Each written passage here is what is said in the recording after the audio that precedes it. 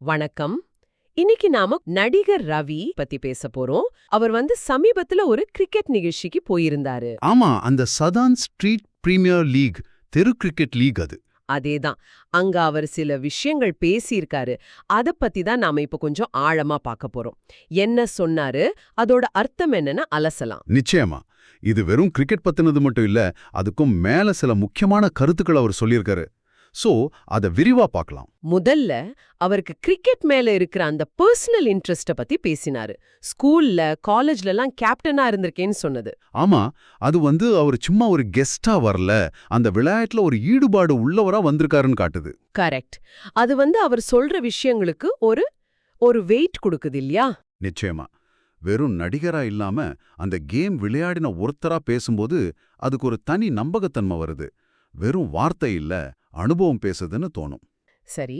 அடுத்ததா இந்த லீகோட முக்கியத்துவம் அத பத்தி என்ன சொன்னாரு? திறமை இருந்தும் சிலரால ஒரு லெவலுக்கு மேல போக முடியலன்னு. ஆமா, அந்த தடைய இந்த மாதிரி லீக் உடைக்குதுன்னு சொன்னாரு. இது ரொம்ப முக்கியமான பாயிண்ட். அது எந்த மாதிரி தடைகள்னு நீங்க நினைக்கிறீங்க? அவர் குறிப்பா சொல்லல. ஆனா சொல்லப்போனா நிறைய இருக்கலாம். பொருளாதார ரீதியா இருக்கலாம், இல்ல சரியான கோச்சிங் கிடைக்காம இருக்கலாம், சில பேருக்கு தொடர்புகள் இல்லாம இருக்கலாம். ஆமா. தெருவுல சூப்பரா விளையாடுவாங்க, ஆனா அந்த முறையான சிஸ்டம்குள்ள நுழையிறதுக்கு இந்த மாதிரி தடைகள் நிறைய இருக்கு. இந்த லீக் அந்த தடைகளை ஓரளவுக்கு எப்படி சொல்றது, குறைக்க பாக்குது, ஒரு பிளாட்ஃபார்ம் கொடுக்குது. நேரடியா ஒரு வாய்ப்பு கொடுக்குது. அதேதான், ரவி சொல்ற மாதிரி ஒரு கதவை திறக்கிற மாதிரி. ஆனா இது மட்டுமே போதுமா? அதாவது இந்த மாதிரி ஒரு லீக் எல்லா தடைகளையும் உடைச்சிடுமா?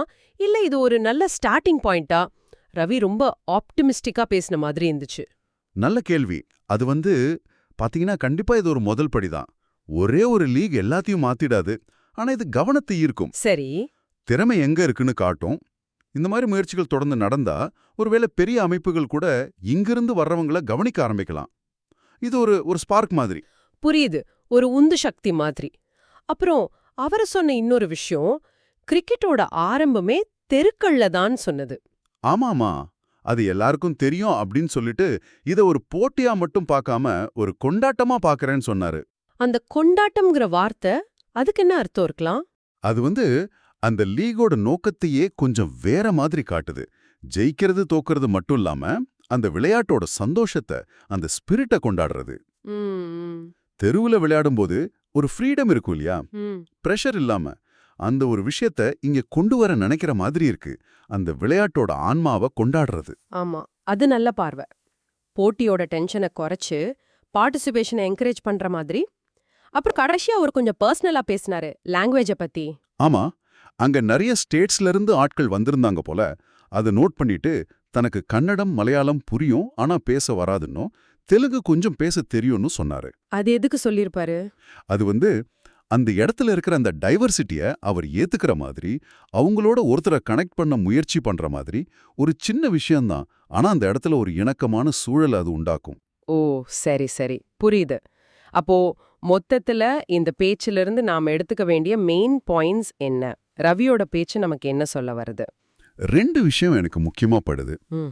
ஒன்னு, இந்த மாதிரி அடிமட்ட திறமைகளுக்கு, அதாவது கிராஸ் ரூட் டேலண்ட்க்கு வாய்ப்பு கிடைக்கணும், அங்கீகாரம் கிடைக்கணுங்கிறத ரொம்ப அழுத்தமா சொல்றாரு. ஆமா. இந்த மாதிரி லீக்ஸ் அதுக்கு உதவுன்னு நம்புறாரு. ம். ரெண்டாவது, கிரிக்கெட்டோட வேர்களை மறக்க கூடாது, அதோட எளிமையான ஆரம்பத்தை நாம கொண்டாடணுங்கிற பார்வை. ம். அது விளையாட்டுக்கும் ரசிகர்களுக்கும் ஒரு நல்ல கனெக்ட் கொடுக்கும். நிச்சயமா. அப்புறம் எல்லாமே நல்லபடியா நடக்கணும்னு வாழ்த்தி இருக்காரு. இது வெறும் பேச்சா இல்லாம செயல் வடிவம் பெறணுங்கிற எண்ணம் தெரியுது. சரி, இப்ப நம்ம இது கேட்டுட்டு இருக்கிற உங்களுக்கும் ஒரு கேள்வி இருக்கு. ஆமா, ரவி கிரிக்கெட் பத்தி சொன்னாரு. இந்த மாதிரி அடிமட்ட திறமைகளை வெளிக்கொண்டு வரது எவ்வளவு முக்கியம்னு பார்த்தோம். தெருவுல ஆரம்பிச்சு பெருசா ஜெயிச்சவங்க நிறைய பேர் இருக்காங்க. ஆமா, கிரிக்கெட்ல மட்டும் இல்ல, பல ஃபீல்டுல இது நடக்குது. கரெக்ட்.